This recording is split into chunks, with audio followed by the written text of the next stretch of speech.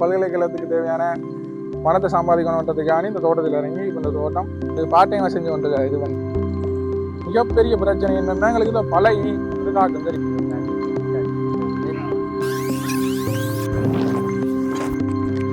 பூவாவிலச பல்கலைக்கழகத்துக்கு தெரிவாக இருக்கிறேன்.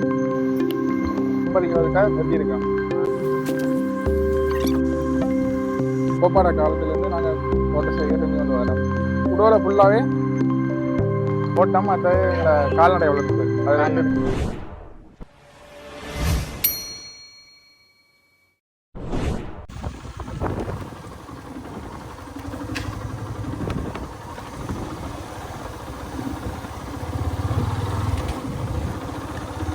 Hi hello வணக்கம் ஃப்ரெண்ட்ஸ். இன்றைக்கி அக்ராண்ட் ஒரு புடலங்காய் தோட்டம் மட்டும் தான் காட்ட போகிறோம். பாருங்க அப்படி நீட்டாக இருக்குண்டு ரோட்டில் இருந்து பார்க்கவே அந்த ஆசையாக இருந்துச்சு. வேலும் விருப்பப்பட்டணும் அப்போ எடுக்கிறேன். ஓகே, ஃபுல் வீடியோ பாருங்க. பாருங்க ரெண்டு வீடே ஒரு தென்னந்தோப்புக்கெலாம் இருக்குது. என்ன பசுமையாக இருக்குன்னு பாருங்க. இது அக்ராண்ட் பகுதியிலே இருக்குது.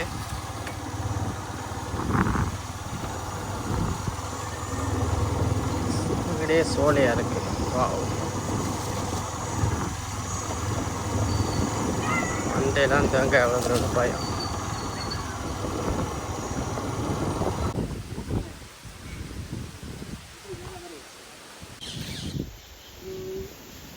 கொண்ட புனர்வாழ்வு கழகத்துக்கு தான் எடுத்தது.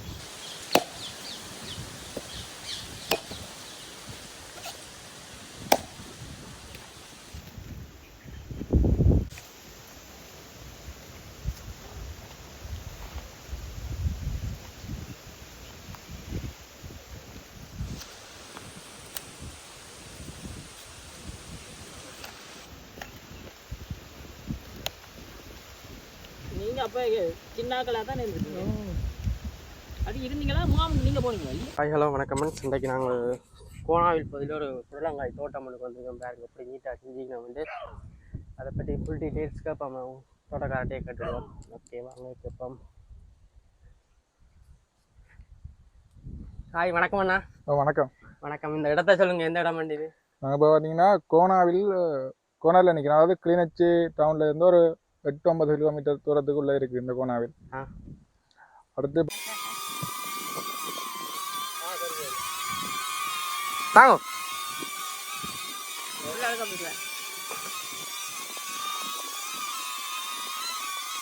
புடலங்காய் பசலை ஏற்றது இயற்கையானது.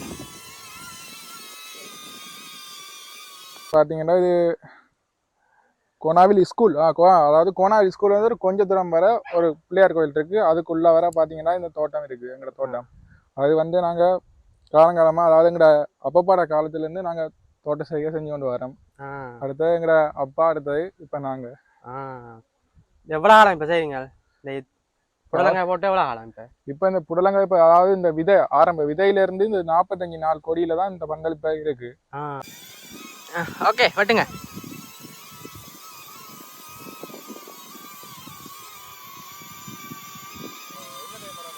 அது இன்னும் வந்து ஒரு 3 மாதம் கிட்ட இந்த புடலங்காய் வந்து அறுவடை செய்யலாம். போட்டு 45 நாளில் இந்த அளவுக்கு இந்த புடல் வந்து வளர்ந்துருக்கு. அதுக்குள்ள காய்ச்சிருக்கு. என்னென்ன முத்தல் பார்க்குற நீங்க? கீழே பூவா?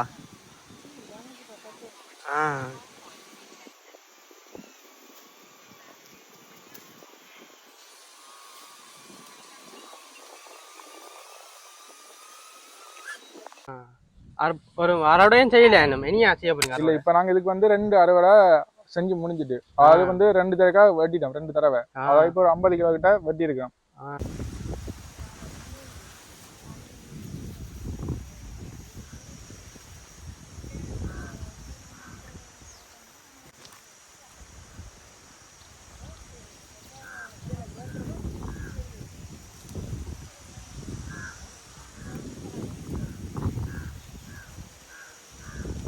ஒரு தடவைக்கு 25-26 கிலோ இப்போ வெட்டி இருக்கிறோம். போன வெள்ளிக்கிழமை வெட்டி அடுத்த இந்த செவ்வாய்க்கிழமை அறுவடை செஞ்சு கொடுத்துருக்குறோம். நீ வந்து தொடர்ச்சியாக வெட்டலாம். என்ன இப்போ தான் ஆரம்பத்தில் காய்க்க வலிக்கிட்டு நீ தொடர்ச்சியாக காய்க்கும்.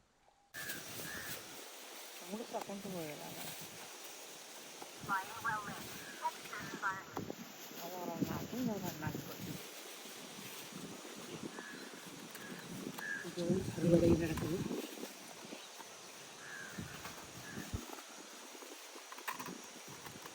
இது என்ன கறிக்கு எடுக்கிறீங்களா? கறிக்கு 50 தான் தேவை. இப்போ என்ன எவ்வளோ போகுது கிலோ? இப்போ 100 ரூபாயிலிருந்து 120 ரூபாய்க்குலாம் எடுக்கிறாங்க ஒரு கிலோ 100 ரூபாய் கிளிநொச்சி சந்தையில.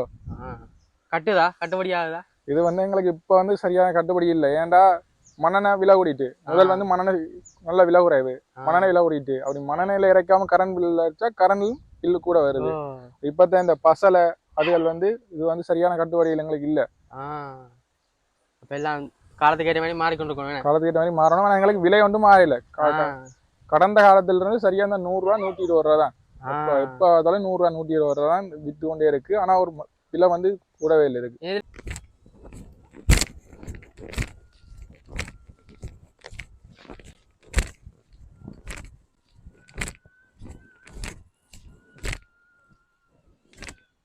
வேற பயிர் நடையிலாதா? புடலங்காய மட்டும் இல்ல, வேற பயிர் நடலாம். ஆனா எங்கட இந்த மண்ணுக்கு இந்த புடவல் மட்டும்தான் ஓரளவுக்கு, இந்த மண்ணுக்கும் எங்கட வெயிலுக்கு வந்து இந்த புடவல் மட்டும்தான் ஓரளவுக்கு தாக்கு வடிக்குது. அதனால பாகல் வச்சுனாங்க. அது வந்து இந்த வெயில் பிரச்சனையால வளர்ச்சி என்ற வீதம் வந்து குறைவு. ஆனா இது வந்து பாத்தீங்கன்னா வளர்ச்சி இந்த வெயில் தன்மையை வளர்ச்சியெல்லாம் தாங்கு, வறட்சிக்கு வளராது. ஆனா நாங்க இறைக்கிறதால ஒழுங்கா நீட்டா வளருது. ஆனா இந்த வெயிலுக்கு இது தாக்கு பிடிக்கக்கூடிய பயிரா இருக்கு. ஆனா மற்ற பயிர்கள் இந்த வெயிலுக்கு தாக்கு பிடிக்குது இல்லை.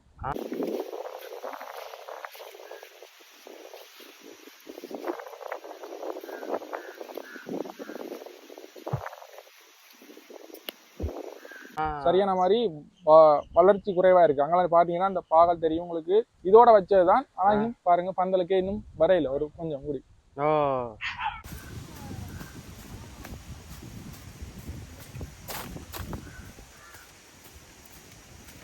ஓகே, தோட்டத்தை பாருங்க எப்படி இருக்குன்னு. புடலங்காய் தோட்டம்.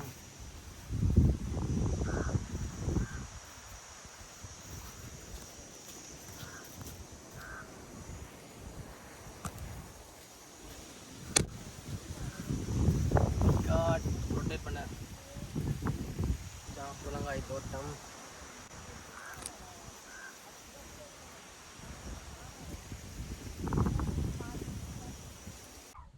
என்ன பராமரிப்பு நோயல் ஒன்றும் பெற இல்லையா? இது நோய் வந்துட்டா இப்ப இந்த இதுக்கு இலையாதுகளுக்கு நோய் வராது. ஆனா மிகப்பெரிய பிரச்சனை என்னன்னா எங்களுக்கு இந்த பழை வந்து தாக்கும். சரியா? பழையா அந்த பழை என்ன செய்யும்னா இந்த பழத்துல குத்தி தன் முட்டையை உச்செலுத்திட்டு போயிடும். அது என்ன செய்யும், அந்த குடம்பி வந்து அந்த பழத்தை ஃபுல்லாவே அந்த குடோல ஃபுல்லாவே அழுக வச்சிடும். அதுக்கு பிறகு விற்பனைக்கு சரியா வராது. பிறகு இந்த ஒண்டுல குத்தினால அந்த ஒண்டுல இருந்து அந்த குடம்பி வளர்ந்து திரும்பி நிறைய பழை உருவாகி என்ன செய்யும்னா குத்திடுவோம். இப்ப வந்து பாத்தீங்கன்னா போகம் வந்து சரியா பழை, அதாவது சரிக்கரவாசி நட்டத்துல போனது. ஒரு 50 காய் இருந்தா அது 25-30 காய் என்ன செய்யணும்னா அந்த பழகி குத்தும். அதாவது ஒரு சின்ன தொட்டோன்னு போட்டுடும். அதுக்குள்ள முட்டை போய் அது ஃபுல்லா குடம்பியா வந்துடும். அதுக்கு நாங்க மருந்து அடிக்கல. இப்ப இதுக்கு வந்து நாங்க பெரிய அளவுல மருந்து ஒன்றுமே பாவிக்கிற இல்லை. அதாவது ரசாயன பூச்சி நாசினி ஒன்றுமே இந்த நாங்க பாவிக்க வலிக்கிட இல்லை. இந்த பழகிக்கு ஒரு சேர்க்க கவர்ச்சி பறி காட்டினாங்க. இந்த வருஷம் இந்த பழகின்ற தொல்லை குறைவுன்றதால அது வந்து பாவிக்கல. நான் போன வருடமெல்லாம் சரியான மாதிரி இந்த பழகி தாக்கம் இருந்தது. இந்த வருஷம் பழகி தாக்கம் இல்லை. பெரிய அளவுல எங்களுக்கு நோய்கள் இந்த மாதிரி வரையல. இதே இடத்துல வேற பயிர் நடலாமா இல்ல இது மட்டும் தான் நடலாமா? இல்ல, நாங்க இதுக்குள்ள பூசணி வைக்கிறோம். நாங்க கத்தரி மிளகாய் வைக்கலாம். நாங்க பூசணியும் பாகல் புடலாம் வைக்கிறோம். நாங்க நீண்ட காலமா அதான் இந்த இடத்துக்கு பொருத்தம். அப்படியா? எங்கட சூழலுக்கு இப்ப அதான் பொருத்தமா இருக்கு. இப்ப மழை காலத்துல இப்ப எங்களுக்கு இப்ப மழை காலத்துல செய்யல. அது ஏன்டா தண்ணி வந்து ஊத்து பிடிச்சிடும். அப்ப இது வந்து அந்த வயலுக்கு அந்த மட்டத்துக்கு தண்ணி வந்ததால அதுக்கு மழை காலத்துக்கு பிறகு நாங்க தோட்டம் செய்யலாம். அது இன்னும் 2 மாதம் தான் செய்யலாம். 5ஆம் மாதத்துக்கு பிறகு ஒரு தோட்டமே எங்க இதுக்குள்ள வைக்கலாம். அது ஏன்னா இந்த மட்டத்துக்கு ஃபுல்லாவே தண்ணி நிக்கும். கிணத்து தண்ணியா இல்ல வாய்க்கால் தண்ணி எடுக்கலாம்? இப்ப வந்து எங்களுக்கு வாய்க்கால்ல தண்ணி வர்றதால ஓகே, வாய்க்கால் தண்ணி பயன்படுத்தலாம். வாய்க்கால் தண்ணி பூட்டினா அதுக்கு பிறகு வாய்க்கால் பூட்டினா கிணறு தான். அந்த கிணறுல இறைச்சி எங்களுக்கு கட்டுப்படி ஆகாது. ஏன்னா கரண்ட் பில் கூட வரும். அதனால கிணறு செய்யறோம். அது இப்ப எங்களுக்கு தண்ணி வாய்க்கால்ல வாரதால இறைச்சி கொண்டிருக்கோம். வாய்க்கால் இப்ப எல்லா வயல் அறுவடை முடிஞ்சோன்னா இது பூட்டிடுவாங்க. அதுக்கு பிறகு கிணத்துல இருந்தா இறக்க வேண்டியது. இந்த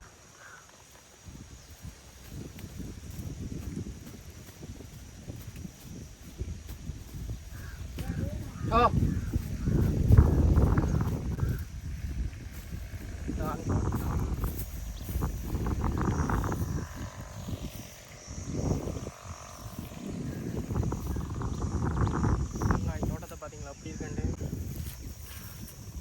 பாருங்க. சைட் வியூ அப்படி இருக்கண்டு எவ்வளோ நீட்டாக இருக்குன்னு பார்த்தீங்களா? நீட்டாச்சு அந்த நீட்டுக்கு தான்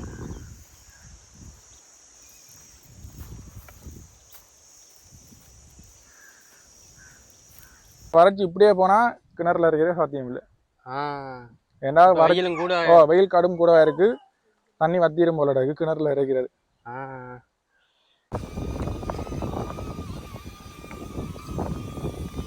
இப்போ உங்களோட இது சுயலோதி இதா இல்லை வேற படிக்கிறீங்களா? இல்லை, நான் வந்து இப்போ இது பார்ட் டைமாக செஞ்சு கொண்டு இது வந்து அதை நான் படித்து கொண்டு தான் இருக்கிறேன். என்றால் நாங்கள் இப்போ வந்து ஊவாவிலச பல்கலைக்கழகத்துக்கு தெரிவாக இருக்கிறேன். அடுத்த மாதம் 9ஆம் தேதி நான் போகிறேன். அப்போ அது நாங்கள் படித்து, அதாவது முதல் வந்தது இந்த தோட்டம் வந்து அப்பா தான் செஞ்சு கொண்டு இருந்தது. இப்போ நாங்கள் படித்து முடித்து இந்த பல்கலைக்கழகத்துக்கு தேவையான பணத்தை சம்பாதிக்கணுன்றதுக்கான இந்த தோட்டத்தில் இறங்கி இப்போ இந்த தோட்டம் அப்பாவோடு சேர்ந்து நான் செஞ்சு கொண்டிருக்கேன். அது போகிறது போய் நின்று படிக்கும் காலம் வரையும் செலவு தேவை தானே. அப்போ அது ஆரம்பத்தில் படிச்சீங்க? நான் 7ல் உயிரியல் பாடம் எடுத்தேன். பயாலஜி வச்சு மத்திய மாவட்டத்தில் படித்தேன். என்ன ரிசல்ட்ஸ்? எனக்கு சீட்டு வெஸ்ட் தான் வந்தது. எந்த யூனிவர்சிட்டி வந்து? எனக்கு ஊவா வெல்லச யூனிவர்சிட்டி பதில்.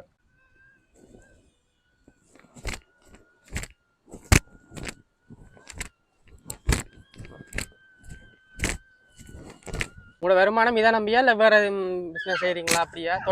தோட்டம் அது எங்களை கால்நடை வளர்ப்பு, அது ரெண்டு நான் மாடு வயல் அவ்வளோ வருமானம் எங்களுக்கு பெரிய அளவில் வேற வருமானம் ஒன்றும் இல்லை. தோட்டமும் கால்நடை வளர்ப்புன்னா பிரதான வருமானம் எங்களுக்கு இருக்கு. வயலங்க இதுக்குள்ளேயே இல்லை வேற வயல் இந்த தொண்டு அங்கே ஒரு சின்ன தொண்டு இருக்கு. ஓகே. எத்தனை பேர் நீங்கள் வீட்டில் குடும்பம்? நானும் எங்களோட தம்பியும். 4 பேர் அப்போ மொத்தம்? நாங்களோட தம்பி, அம்மா, அப்பா. Okay okay. இந்த இடங்கள் எப்படி உங்களுக்கு சூட்டாவளா? ஓகே, எங்களுக்கு இது பிடிச்ச இடம். நாங்கள் வந்து இப்போ டவுன் சைடில் வசிக்கிறத விட எங்களுக்கு இந்த இடம் தான் நல்லா பிடிச்சிருக்கு. இயற்கையான எல்லாம்.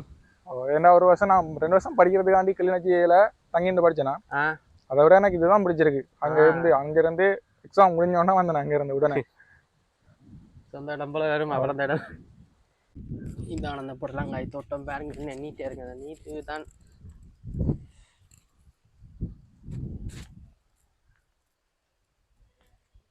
புடலங்காய் கல்லுக்கட்டு. இந்த கல்லு கட்டுறது என்ன நோக்கத்துக்குன்னு தெரியும் தானே எல்லாருக்கும். புடலங்காய் சுருளாமல் நேராக வெட்டுறதுக்காண்டி தான் கல்லு கட்டுறது. தெரியாத அக்களுக்கு மட்டும். என்ன நீட்டாக இருக்குன்னு பாருங்க, இந்த ஏரியாவே நல்லா நீட்டாக இருக்கு. வெயில்லாம் அணிஞ்ச பிரச்சனை.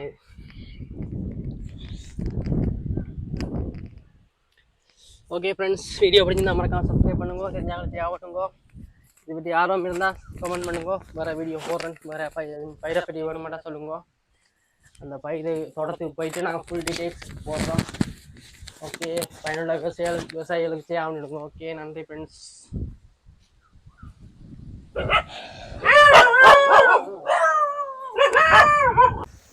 ஓகே ஃப்ரெண்ட்ஸ், புடலங்காய் தோட்டம் பார்த்துருப்பீங்க.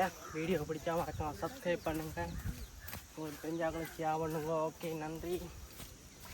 மீண்டும் தயா வ்ளாக்ஸில் நாய் படுத்துருக்கு, டேஞ்சர்.